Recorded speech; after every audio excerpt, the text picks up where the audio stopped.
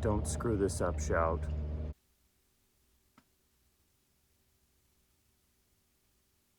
This isn't April Fool's Day, right?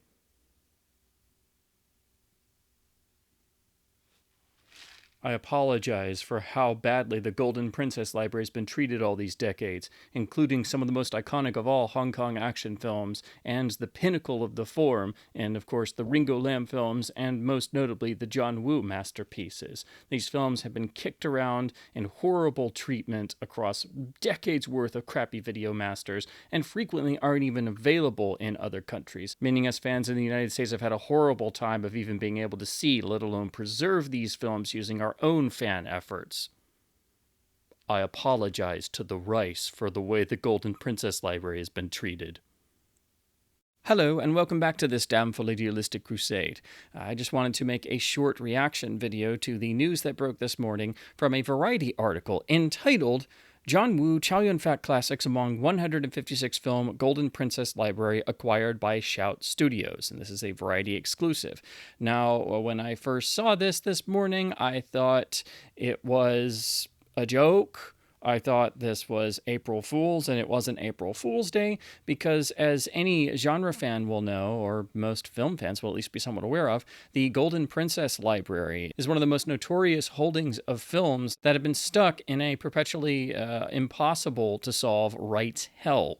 And it's really a Gordian knot of issues because the Golden Princess was eventually subsumed into holdings held by a giant real estate corporation. And it finally came to light that what's kept all of these iconic Hong Kong films, including a lot of the Ringo Lam films, but especially and most famously the classic John Woo masterworks, what's kept them from being able to be properly restored and released in all countries and solve the decades worth of unavailability problems for these films and the terrible treatment they've had on video over the years, and also kept them from being properly restored in terms of having the full-length versions with the original language soundtracks and proper English subtitles. You know, what's kept them from being properly restored and made available for fans and newcomers is that this real estate company wanted just an exorbitant amount of money for somebody to come and essentially purchase the rights to the whole film library, not just one.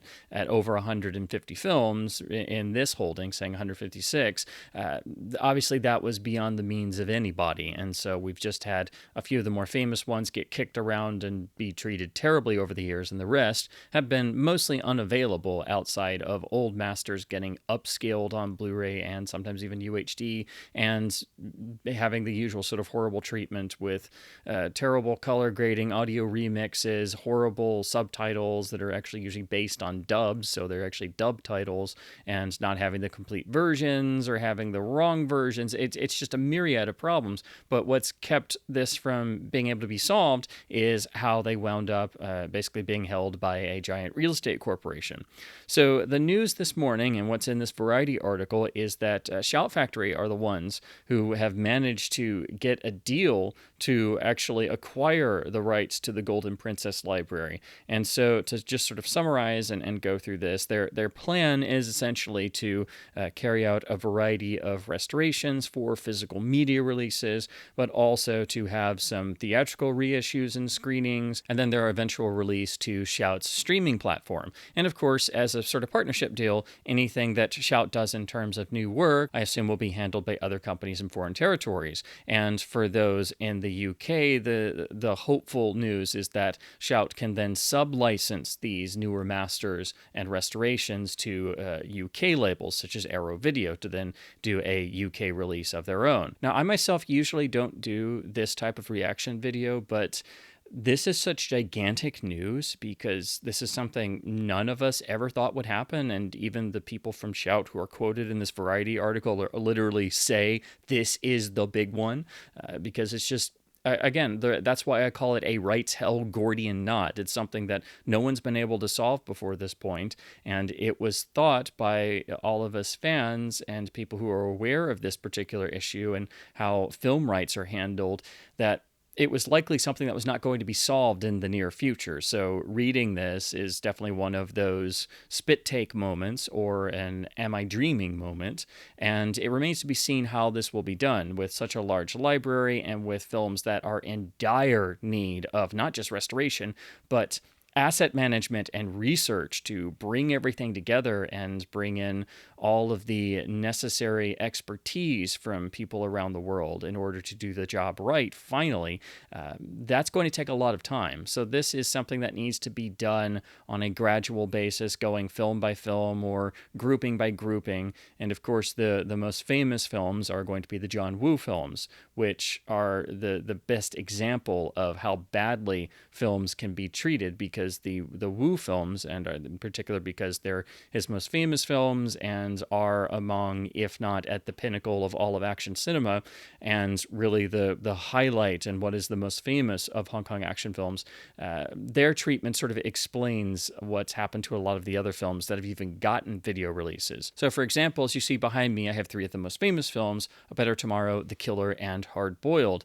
And for those, you have to go to a variety of older video masters. And like a lot of Hong Kong action films, you frequently have to find yourself going back to not just VHS and Laserdisc, but to import releases. And then none of those are perfect. And you basically become your own fan preservationist. And you also communicate with others in the fan community. So outside of tracking down multitudes of older format release copies, along with whatever other iterations come out in various territories, you have to cobble together your own version of some of these films in order to have something that's presentable, has the proper original audio in proper fidelity or as best as we can get, trying to cobble together your own subtitle track with the actual subtitles that aren't just bad dub titles, getting the full release version of the film or the Hong Kong version or the extended versions that would be from other countries such as Taiwan. So there's a myriad of problems, and the only way that you can see these films properly, at least up until this point with the news of potential restorations, is to cobble together your own versions or talk with other fans online and get involved in the fan preservation community, because that's literally it. And this is just for some of the films in this library, because a great number of them don't really have releases and never got releases in the United States, for example, but they've been basically kept off the table for so long. So again, this is, of course, most famously and most importantly, the John Woo films, which have been they've been atop my list and most people's lists of films in the greatest and most dire need of restoration and asset management. There simply is, because they are in deplorable shape. And it's not like you have the ability to see even a print screening. That is an incredibly rare opportunity, as so few prints even exist, let alone ever get shown. So it's been so bad that John Woo himself, when asked, he's done interviews, he's done Reddit AMAs, and he'll get asked about his classic films, and even he has to just go, I don't know. I'm just as sad as you guys are. I don't know what to tell you. We can't do anything. So hopefully Wu and all the other surviving personnel can be involved in this process, and we can see it done to the best of everyone's abilities. And with it being Shout Factory, it's at least a boutique label who usually has a bit more time and energy to put into each individual project, but it's also Shout Factory who frequently does not do the best in terms of the technical side of physical media releases, and has been known to have some errors here and there, even in some of their restoration projects, as we saw on the releases they did of the Bruce Lee films, for example, that were from newer masters. They had to do several iterations of those. So I have to admit, saying that it was Shout Factory who got this deal done and is going to be the one handling everything does make me a bit leery, or at least a bit trepidatious about how it might turn out, because this is a project that's going to require the utmost in terms of research into the elements that survive, asset management of getting everything together, having all of the best experts and archivists, and of course enthusiasts as well, to try and make these releases as comprehensive as humanly possible. And Shout has made good efforts and has done releases such as their releases of the Shaw Brothers films and some of the Jackie Chan films, for example. But I did always wish that if this did ever come to fruition and we saw a deal for the Golden Princess Film Library, that it would have gone to Arrow Video, especially after their efforts on the Bruce Lee Egg Golden Harvest box set, which corrected decades worth of wrongs done to these films and finally gave us editions that were made to be as good as humanly possible. So this is the type of effort that we need to see on these releases and these restorations overall from start to finish. And admittedly, what does give me some hope is there's already some signs that a lot of the contributors to not only the Bruce Lee at Golden Harvest set, but some of the other Shout Factory releases and, of course, all the other great releases we've seen of Hong Kong films, they're involved in this process. So that's what we need to see. And hopefully there will be more information as these projects get further underway, because we are talking about 156 films, that most of which are in just a vast array of problematic states, to say the very least. I mean, some are better off than others, obviously, but just going by the situation on the most famous films and the John Woo films in particular, it's going to be a massive amount of work. And even if you're just looking at one of the John Woo films, just that alone as a project would be a massive amount of work and a massive undertaking. So this is a gigantic piece of news. In terms of film rights, this is something on the level of getting the Batman 66 series released. This is one of the gigantic film rights Gordian knots that now has finally been cut by somebody, and that somebody turns out to be Shout Factory. So I don't know how they pulled this off, but however they did, full credit goes to them, and I am just amazed at the thought of what could occur with some of these titles. I myself have never even gotten into Hong Kong cinema as much as I've always wanted to, because I admit I'm a purist and also a film history geek, and I don't like to see films in compromised forms. If I have to choose between not seeing a film for an extended period of time or seeing it in a terrible version that's compromised with the wrong soundtrack or with a dub or dub titles or a remix or bad color timing, whatever it is. If I can't see the film as originally intended, then I try to wait until I can. So my own experience in Hong Kong action cinema is admittedly more on the limited side. I've really just seen most of the more famous titles, most of which do come from this Golden Princess Film Library. So this includes films with so many notable names involved, but just some of the most notable films included in this deal that will finally get the chance to be properly restored and presented worldwide, depending on how they do the licensing and sub-licensing.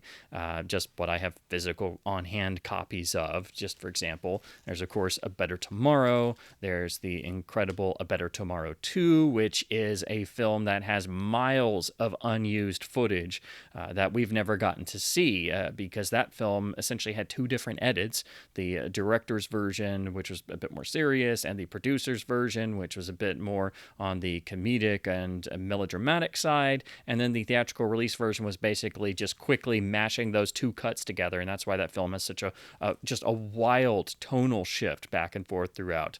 So I've always dreamed of maybe there being a potential for a John Woo director's cut of A Better Tomorrow 2. So that's could potentially be on the table, or at least if we could find all of the unused footage, doing a as best as possible scan and presentation of all of the non-theatrical footage that was shot and completed for the two different versions of the film that were done before the final theatrical edit was rather hastily put together. So that's a whole tantalizing thought right there, of there being an extended or director's cut or alternate cut of A Better Tomorrow 2. Of course, this would also mean we'd get to see a new restoration for A Better Tomorrow 3, and it could mean we could finally see an amazing definitive version and restoration for the film John Woo went and made instead of A Better Tomorrow 3, which is the classic Bullet in the Head, which exists in a myriad of different versions with, of course, two different endings and is a hot mess of transfer problems across its whole video history. This is merely the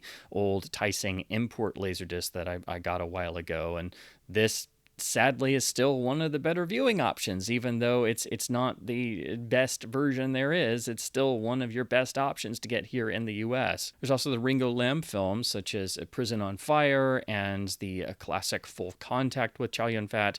And for me, another I'm just dying to see get properly restored is, of course, the classic City on Fire, which is the film that Reservoir Dogs completely ripped off. Maybe if this film gets restored, people will realize that this is the original version of Reservoir Dogs, except it has a full story and narrative instead of just somebody taking the third act and riffing on it. City on Fire has a mess of video problems and old masters and audio remixes and bad dubs, so this old Taiseng import Laserdisc is still one of your better viewing options here in the United States. So this is a film I have hoped for years would get a proper restoration. This also means we could see a great restoration of the underrated John Woo classic Once a Thief, which rather adroitly blends together a comedy into a John Woo action film. It's a wonderful, whimsical film, especially if you're someone who enjoys some action, but you're not as much of a fan of just a total action movie experience. And I think this is one of Woo's much more underrated films, and a film that has also needed a complete restoration for a long time. It's had a little bit of a better video history in terms of some of the overall releases, so there are at least some solid options to see this, but all of them are extremely outdated, and so it would be amazing to get this restored properly alongside the other John Woo classics. As far as I know, the last film that Golden Princess did, and so the last film or most current film that would be in this library of titles, is Peace Hotel from 1995, which your best option to see it really is still this old import Laserdisc that I was lucky enough to get a copy of. And so that means that this library will go through at least the 1995 era, so it's not just confined to the sort of golden age of Hong Kong action cinema that really seems to have peaked in the mid to late 80s into the early 1990s. So this library does go through at least until the mid 1990s. But of course, the biggest news of all is that we could finally see proper brand new restorations with fully finished 4K restored masters for the supreme John Woo works of The Killer and Hard Boiled, which for me, and I know a lot of others feel similarly, really rank among the greatest of all action films. And for me personally, I always go back and forth with them as number one and number two of being the greatest action films ever made. I don't think anybody's ever really come close in terms of not just the unbelievable action staging and set pieces, but the fact that they're tied to actual grounded stories that involve the audience. They are supreme experiences that have to be witnessed and experienced by anyone who calls himself a lover of action cinema. They redefined what action cinema is, and I think will never be equaled. But they have existed in a variety of frankly terrible issues in terms of their video presentations over the years. So much so that, frankly, if you're in the United States, your best options are actually the old Criterion Laserdisc masters. These have the best audio sources of any releases in the world in terms of the original Cantonese mono tracks being relatively untouched. They have good subtitles. They have good transfers for the time that are a bit on the rougher side, but they're very much hands-off, and they have a good amount of supplements. These are what were ported to the very early and now very rare and collectible Criterion DVDs, which of course were early DVDs, so in some aspects they were inferior to the Laserdiscs and also had lossy audio as opposed to the lossless audio of the Laserdisc. So these are usually the backbone of all the fan preservations, at least for the audio tracks. And then you have a variety of other masters throughout DVD and Blu-ray for these films that none are all that great, or they all have issues of their own. None are perfect, so you're always having to compromise in terms of what version you choose to have in your collection or watch. So these are, of course, the most notable of this deal, and the titles that are on the most people's wish list because they're the most well-known of Hong Kong action cinema, and they are the dual masterpieces that really are the backbone of John Woo's revered reputation among all of us action geeks. So it's just an unbelievably tantalizing thought that we could see, in theory, restorations of the entire Golden Princess library over the next 5 to 10 years probably, because it's going to take a long time if they're doing all of these films. And I would hope that they would take their time and do this properly.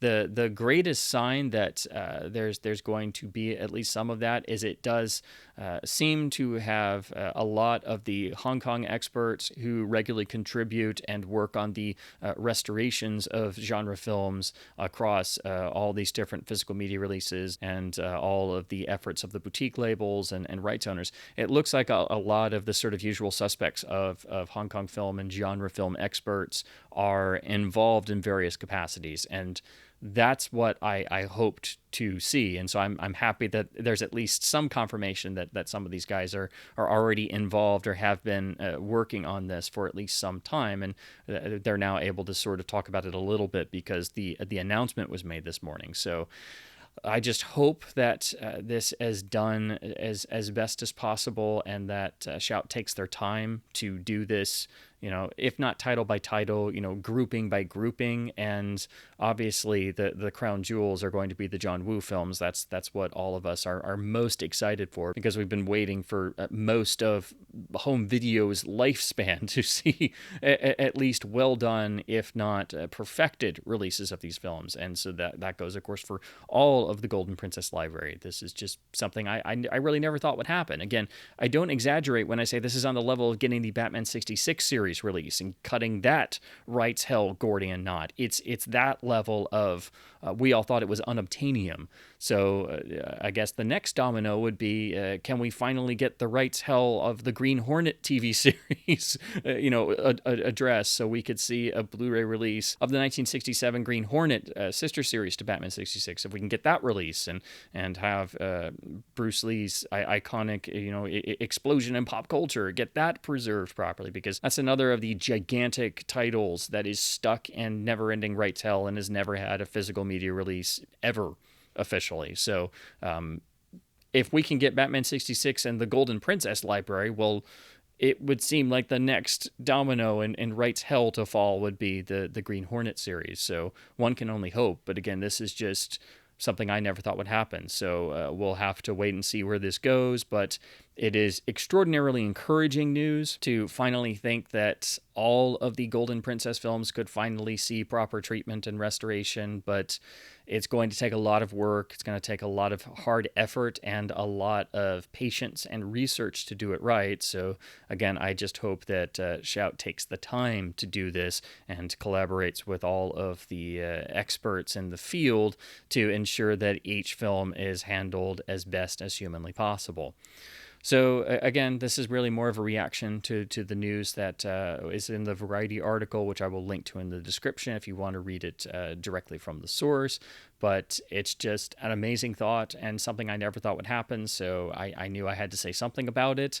I never thought we'd see these titles get fully restored. There's been one or two, really. A Better Tomorrow one is the only one that got a full modern 4K scan a number of years ago, but even that was a hot mess because that was done by the Italian Ritrovata group and has horrible color grading and didn't have the original audio and didn't have English subtitles, and that was not released in the United States. It was only released in certain countries, and again, it was really screwy, so it made it kind of pointless, and that's, as far as I know, that's really the only one that got the major 4K UHD treatment from a purported restoration, and that itself was screwy as hell. So hopefully, as part of this deal, A Better Tomorrow 1 gets redone from scratch, and we can actually see that film probably done more quickly than some of the others, since it's already had a previous restoration attempt, but hopefully we can see it done properly from the ground up.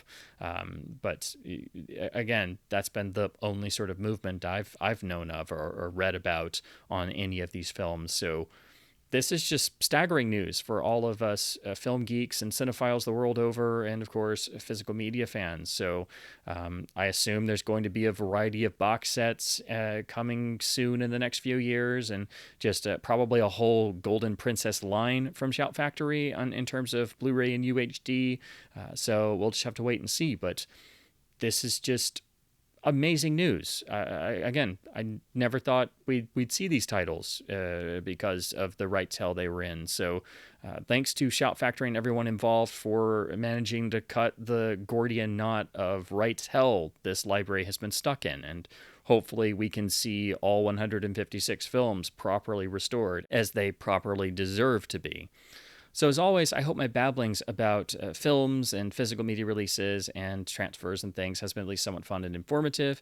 If you're as excited as I am about this news, I would love to hear your thoughts in the comments below, or specifically about certain Golden Princess titles that you're most interested to see get properly restored as part of this Shout Factory deal. So as always, please do keep supporting both boutique and studio labels by buying films on disc in order to help keep both physical media and film culture itself alive, and of course, support incredible deals such as this and the costly restoration efforts that will incur in restoring an entire library of films. And as always, thank you ever so much for watching.